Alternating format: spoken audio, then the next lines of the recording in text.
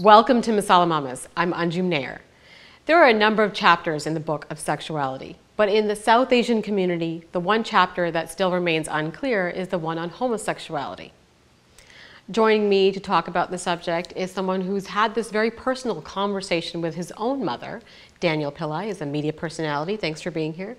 So Daniel, can you tell me what that conversation was like with your mother? Well, I'm still having that conversation to this day. I actually just had that with her this morning because she's not here.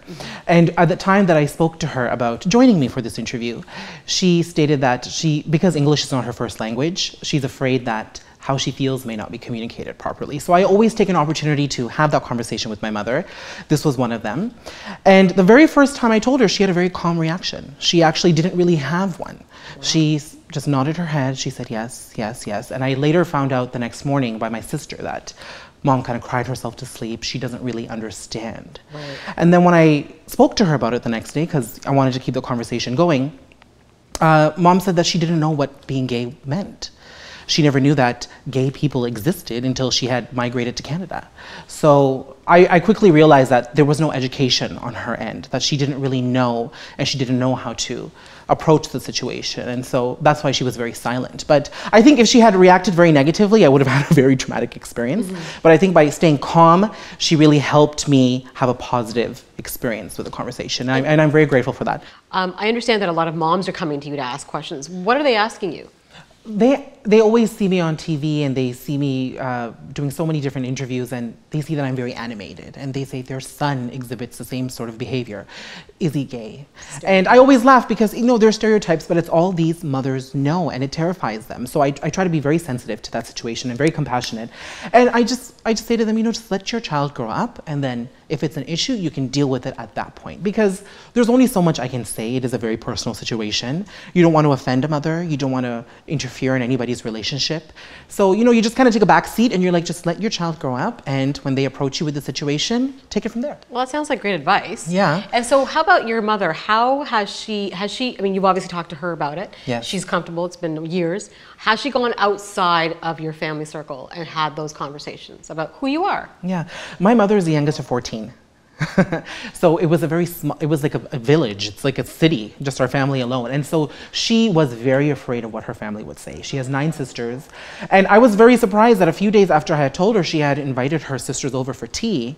And while I was taking a shower, she made the announcement. So, you know, I come out of the washroom with my towel and all my aunts are lining up to hug me and kiss me. And they're so supportive. And they were really the rock and the support that I think my mom needs and needed. But, you know, she still struggles with it till this day because it's important for her to have people think nicely of me, to have a good opinion of me, to have me in their well wishes. And she's afraid that being gay could, you know, give me a chip on my shoulder that nobody would really like. So, you know, I think it's something that we struggle with as a mother and son every day, but I always keep that conversation open. If we see something on TV, if we see something at the store, I always have a conversation with my mom about it, and I always check in to see what her opinion is and how she's coming along in her journey, because it's personal. I can't interfere with that journey of hers, and I just kind of let it happen organically. And I mean, obviously you have a sibling as well. Yeah. What was that conversation like? Because that's something that we all have to think about too. It's not just our parents, it's our siblings. I have a younger sister, 24. She loves it because she looks great every single day, and that's because she has a gay brother.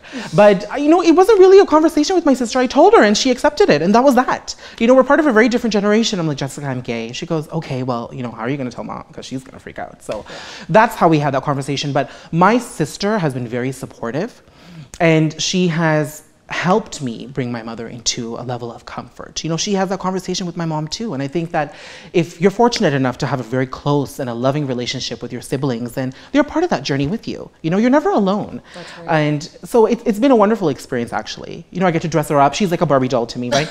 Nice. You know, if there's a skirt I see in the store, I buy it for her, I slap it on her, and then, you know, she goes out for a night on the town. And, you know, I dress my mom up too. You know, there's benefits to having a gay son. So Daniel, you're really close to your grandmother. You talked to her about this. Tell me what happened. You know what, a lot has to be said for my own ignorance in this situation because, you know, when you're a South Asian guy growing up in this culture that's very conservative, you think everybody is going to reject you.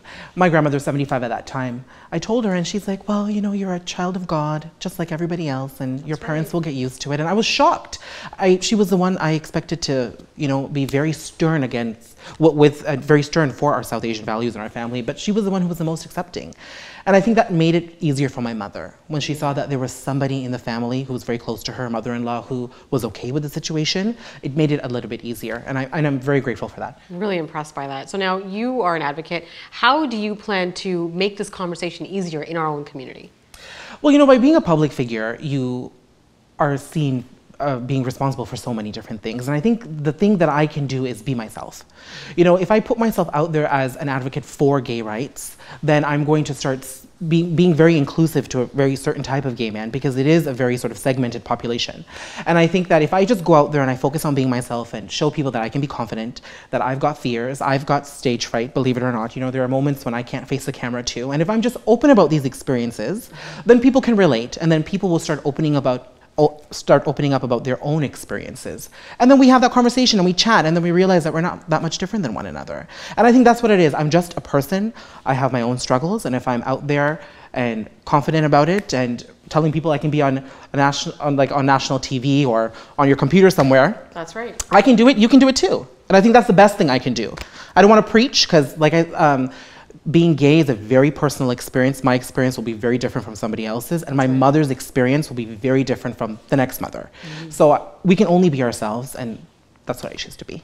And we are so happy that you could be here today. Thank you. And Daniel is really open, so if you would like to tweet him your questions on Twitter, you can follow him at Daniel_Pillai, and you can have more of this conversation with us on our website in our parenting section. Join us there at masalamamas.com.